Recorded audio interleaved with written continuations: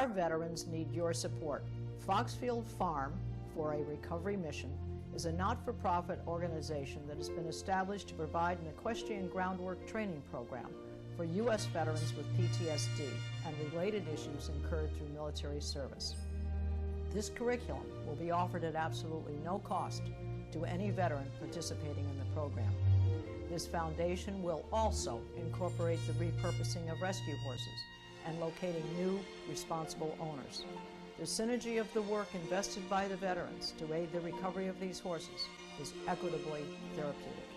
Please go to our website to be a supporter, www.foxfieldrecoverymission.org. Thank you.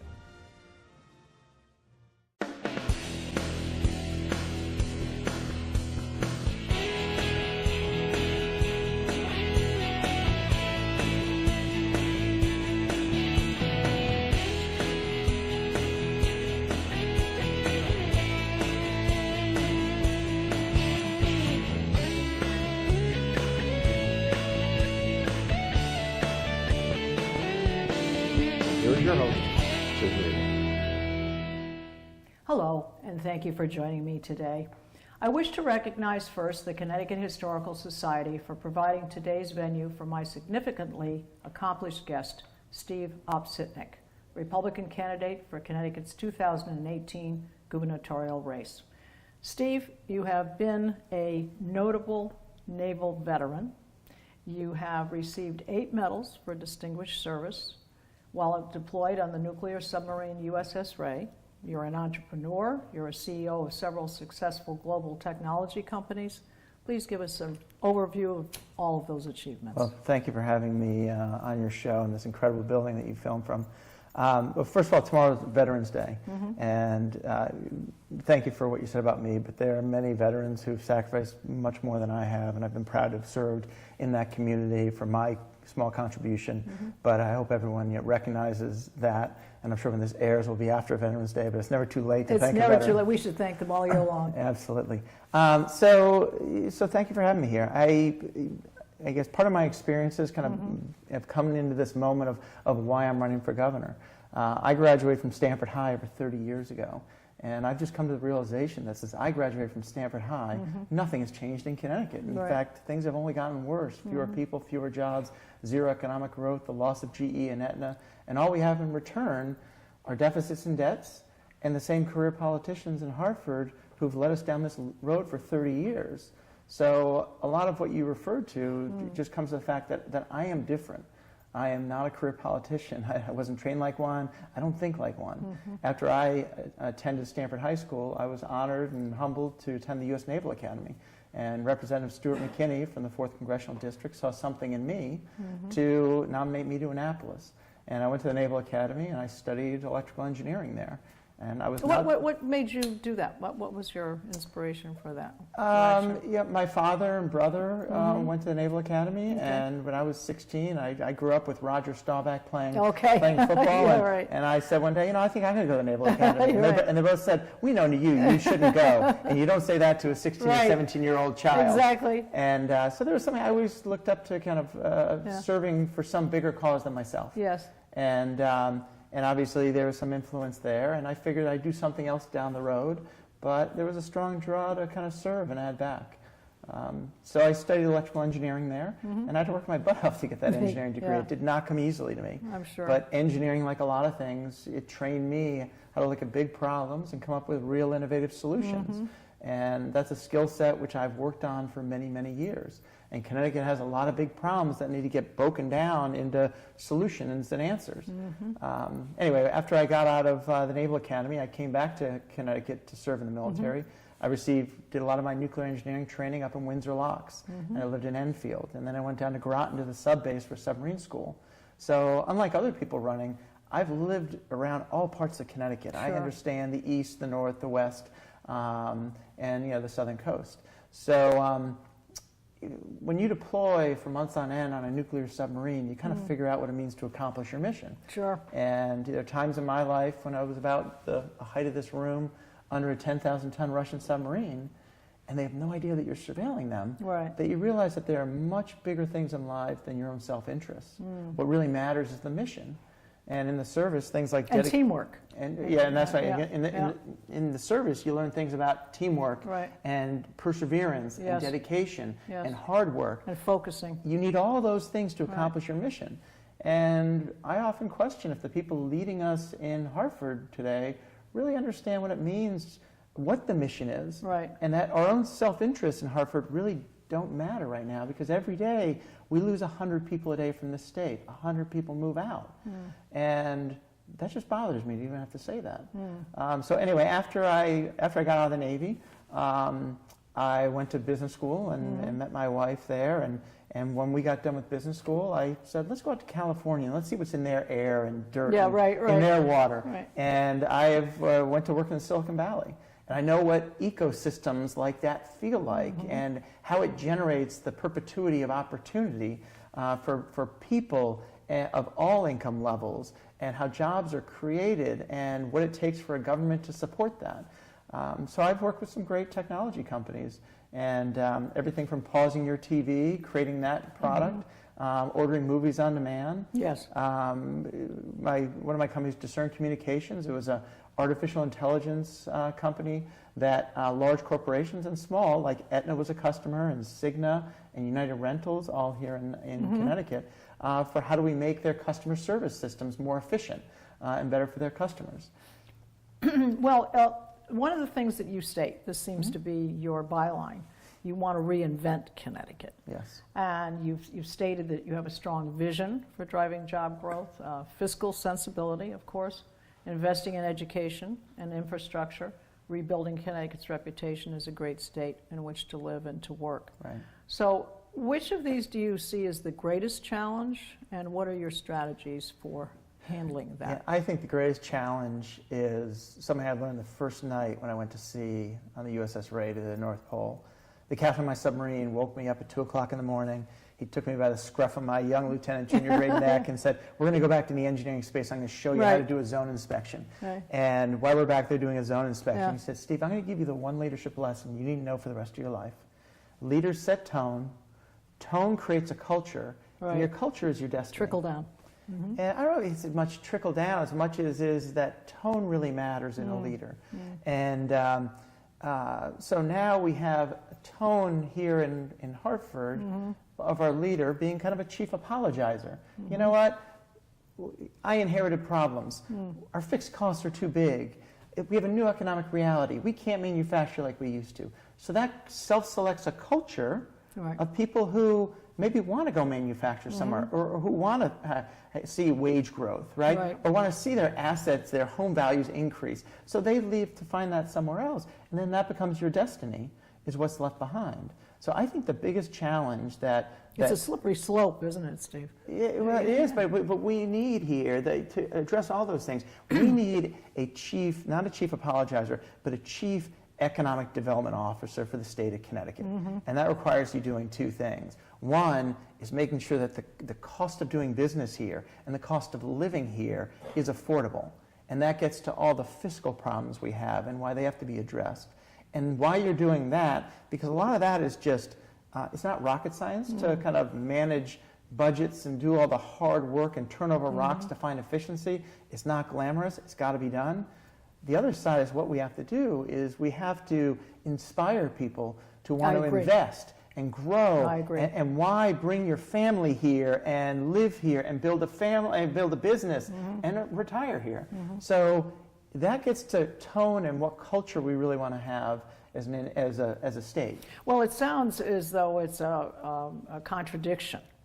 But the fact is you need to be a multitasker, so you need to bring that entire skill set together. Yes. At the same time, you said that when you were in the submarine, you're very focused. There is no distraction. So you need to be well focused, but at the same time watching all the pots, keep them all boiling.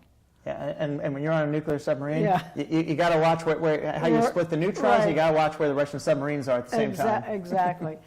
Now, your accomplishments also include receiving an MBA from Wharton at University of Pennsylvania.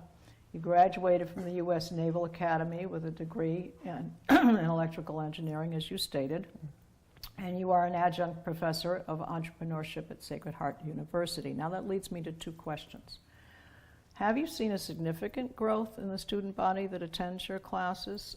And I basically say that because it's a kind of a started in the garage mentality. Right. And how were you involved in the development of Siri? I understand you were involved in that. Is that correct? Yeah. So on the first one, I hope the decline in my class size is not because of my teaching quality. Okay. But I've taught entrepreneurship at Sacred Heart for about 7 years.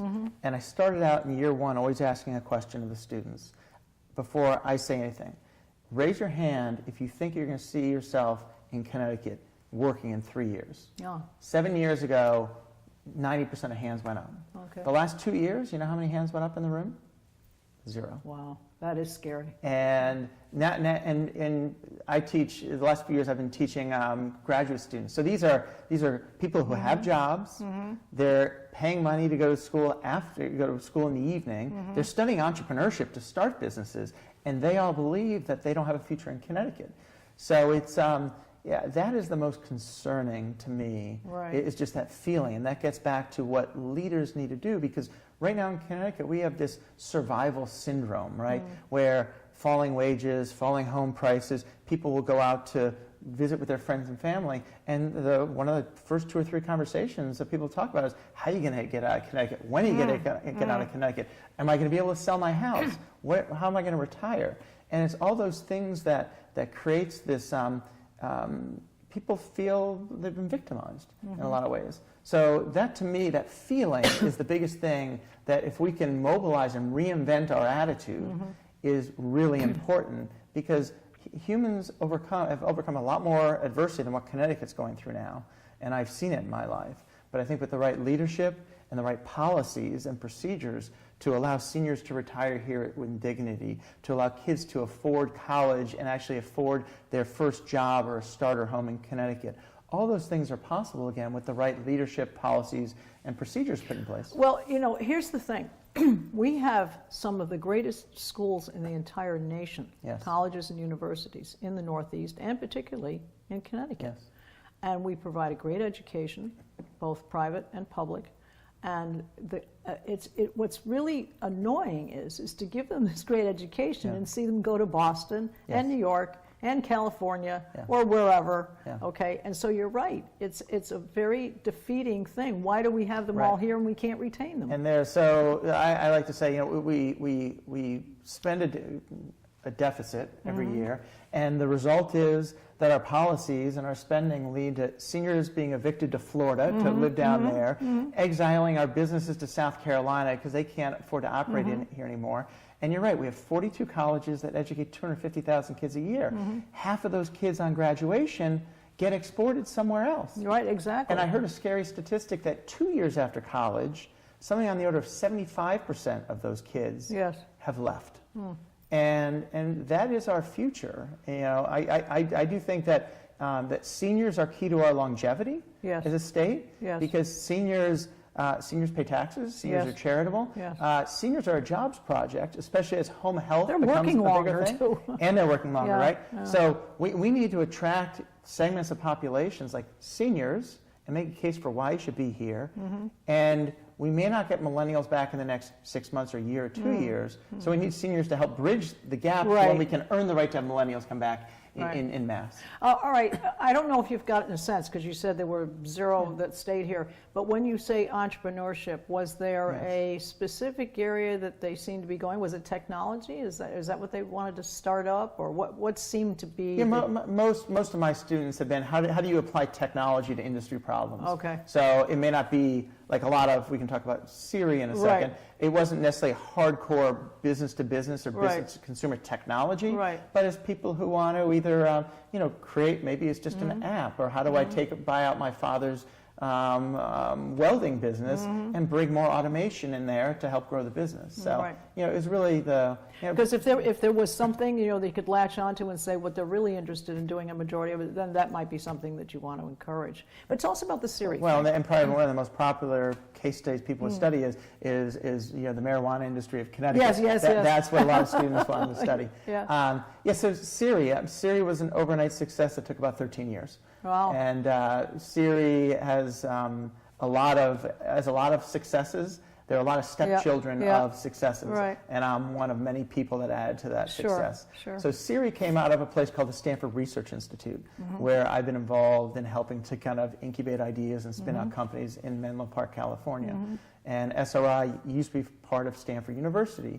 And back to ecosystems, Stanford University and SRI, just like MIT, work with the government at times to develop things for the government, and then they maintain the commercial ability then to create products around them that aren't competitive with the U.S. military, for example, to go out and help our everyday people's lives. Right. So Siri kind of evolved out of many years of projects that I had looked at a couple times when I was with SRI, but the timing was never right. And in 2005, when we moved back to Connecticut here, I started looking around for people I could do work with, and there just weren't a lot of technology folks in 2005, and there still aren't enough in 2017. And SRI had called me back up because I had worked with them previously and said, come on in, and we have some other technologies we want you to look at and see if you can work some magic again. So I went back in, would go weekly to California, and one of the code bases there were a few interesting technologies, and one of them was Siri. And this guy, Adam Chire, who I've known for a number of years, was the chief technology officer. And they said, Steve, see if you can go sell this. And I went to probably 80 or 90 companies trying to explain this whole thing. The door slammed every time. Really? Like, we don't need a speech recognition interface to access information. And these were some very significant companies. Wow. So either I'm not a very good salesperson, or they didn't have a lot of vision. And at the end of that period of time, we realized that if we were going to do anything with this had to be spun out as a separate business. And some of the leadership at SRI said, okay, Steve, you're going to move out to California and run this, right? And I said, I'm staying in Connecticut. I'm a Connecticut kid. My wife's there. And on first blush, I said, maybe I can commute. But then I've always a firm believer that to solve big problems, people have to be with people. And they found a great CEO then to come in. Adam Chire stayed with the company. And 6 years to the day, Apple eventually bought out Siri and have still not kind of enacted the full vision of what Siri is and should be. Sure. I'm sure it's going to have evolutions of all kinds. Absolutely. And it already has. It already has. So I've worked with, at the core of that, I've worked with the Artificial Intelligence Lab of the Stanford Research Institute on a number of technologies and companies. And I'm proud to have worked with great people creating these great products, and Connecticut needs to figure out a way to attract those ecosystems here, and that's what I've experienced, unlike other people running for governor. They don't know what it feels like or doesn't know the elements that you have to pull together to make this happen. You need to infuse that, it's an infusion. All right, here's a very naive question. Why did they call it Siri? Was it the SRI? No. So, Siri was actually, I think Adam Chire actually came up with it. Okay. And Siri, I think, is a Norwegian goddess. And I think there's a wonky tech term like speech indicator resource interface. Sure. It stands for something. It's an alphabet soup. I can't remember. There's something else in there. But the storytelling, like a Norwegian goddess. But you can always make up a cool story. Anyway, so tell us about how the campaign's going. What kind of events have you been attending? What's been going on? Where are you putting your emphasis? Yeah, it's an incredible experience. On the one hand, you meet people who are incredibly frustrated and disenfranchised in what's happening in Connecticut. And, I think everyone understands the problem, but everyone is thirsting for solutions and ideas and people who can execute on those ideas. So that's where I get a lot of energy, is not so much talking about the problems we all know, falling wages, outflow of people, falling home prices, people not being able to get by with less, and all those things. But people want to know, well, how do we turn this around? And I kind of bring fresh perspectives on how you address it from three elements. How do you address the fiscal side of things? How do you address the jobs and ecosystem side of things? And then how do you actually help us to reinvent the culture here through kind of leadership, which I've spent my whole life honing on. So people are resonating to those three things very well. And you hark back to that leadership comment from that naval experience. Yeah, and I just think that is so much of what life is about, and building institutions, be it a small startup company, a Fortune 500 company, or a state. It all comes down to those certain elements of leadership that either attracts people, to that cause.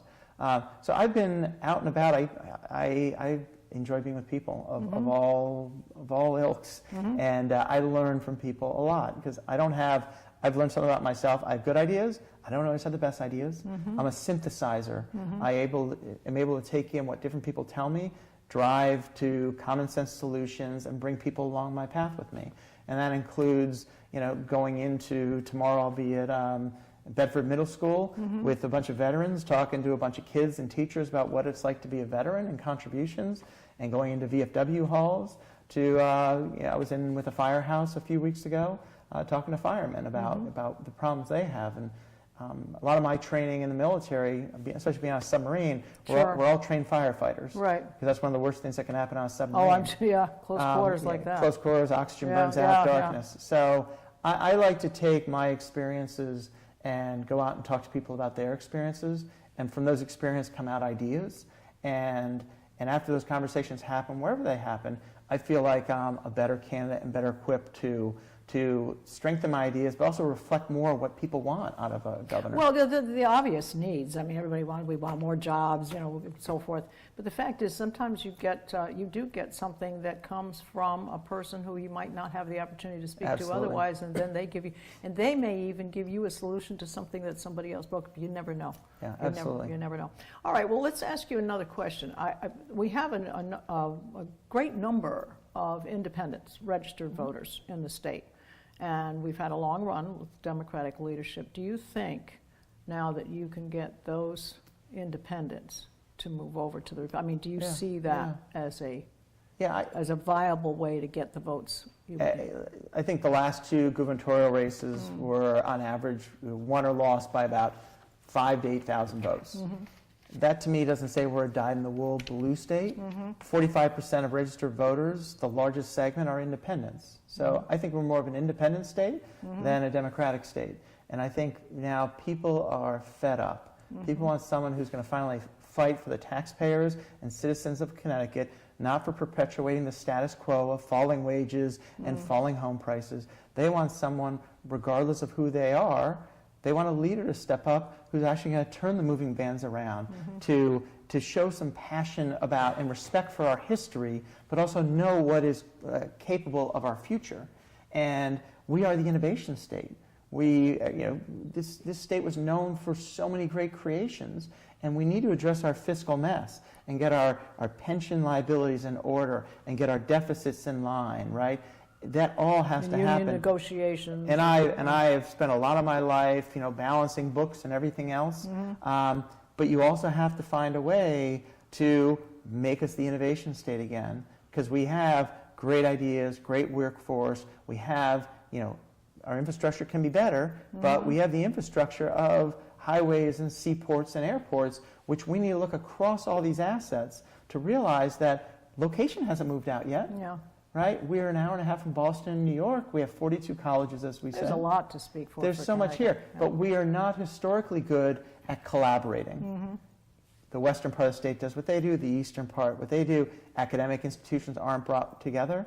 And I think, a governor has to do a few things. They have to pull people together, bring the business leaders together, ask what they need, bring the academic world together, what do you need, and then bring those two together and say, how can we actually create an ecosystem between workers, academic institutions, businesses that can self-perpetuate and synthesize that together. Those are my strengths. Yeah.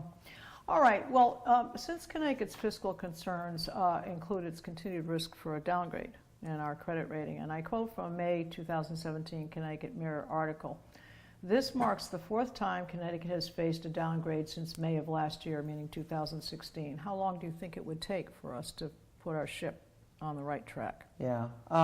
Fiscally. I think it starts with getting our arms around the operating deficit that we have, okay? And there are going to have to be some hard choices about how we operate. Go every line item in the budget and turn over every line item and say, what can we afford? The size of our state employee workforce is much larger per capita than Massachusetts and New York. And we spend more on a per person basis.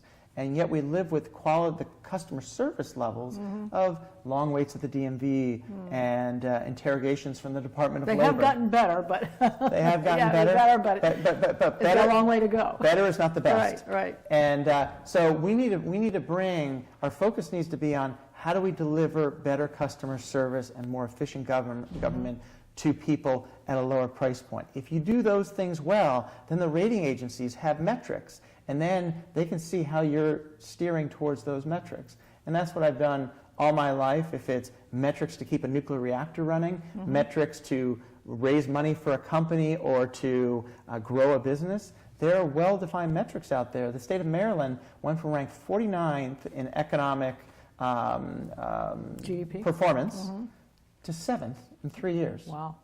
In 3 years.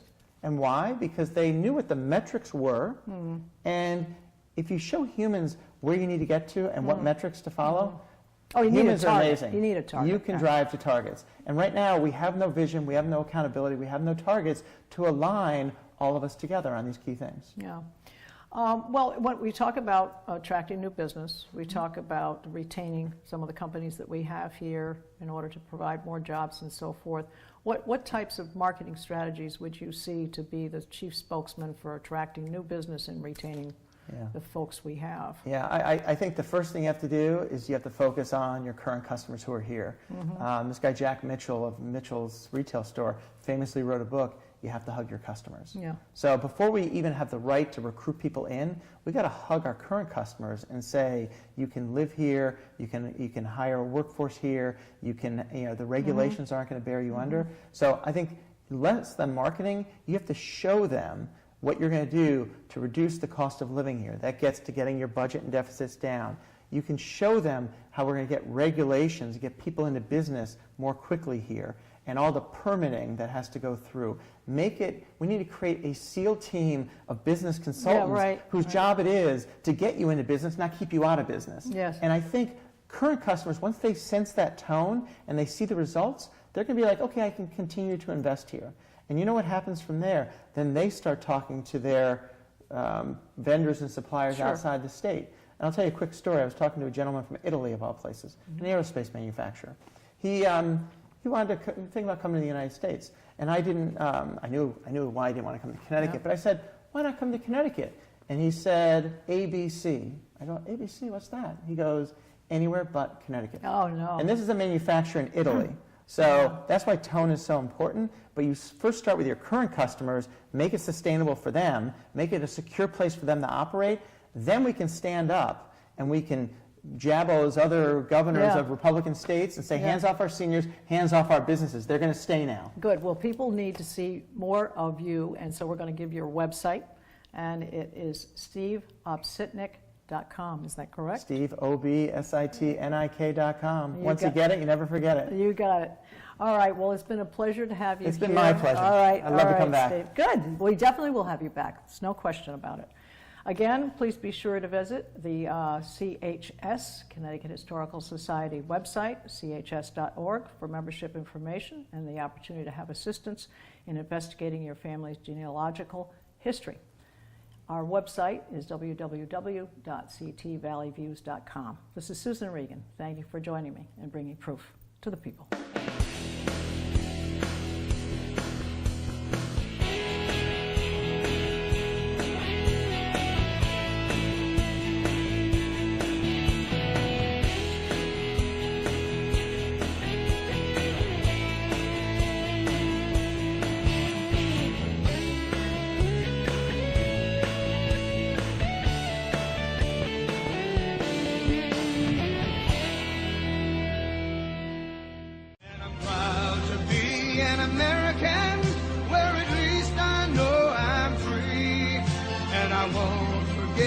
The men who died, who gave that right to me, and I gladly stand up next to you and defend her still today.